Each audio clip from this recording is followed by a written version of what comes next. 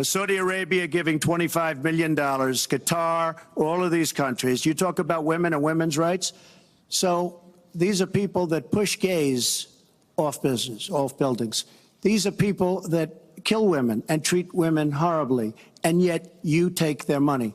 So I'd like to ask you right now, why don't you give back the money that you've taken from certain countries that treat certain groups of people so horribly? Why don't you give back the money? I think it would be a great gesture, because she takes a tremendous amount of money. That was Donald Trump once upon a time, back at a debate in 2016 when he was an outsider candidate running, he said, against special interests and, as you just heard it, dirty money from morally compromised countries.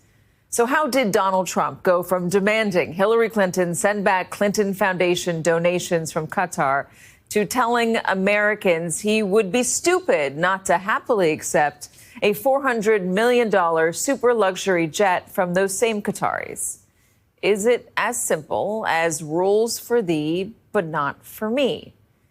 In some ways, yes. But in reality, it is so much more entangled than that. Over the past 2 decades, according to a deep dive done by journalists at the Free Press, Qatar has spent almost $100 billion, with a B, dollars to establish its legitimacy here in the United States. In American businesses and newsrooms, American colleges and universities, American-made weapons, American energy, lobbying, and public relations in Washington, even the military, as Qatar built and still pays for the Al Udeid Air Base outside of Doha.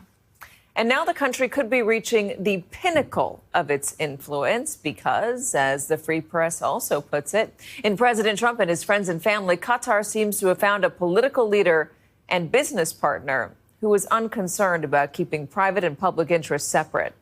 From his chief of staff, attorney general, and FBI director to his eldest sons, Qatar's money has touched them all. So what do the Qataris want in return? And what is Donald Trump prepared to give them? The president is in Doha as we speak, his second stop of his first major international trip.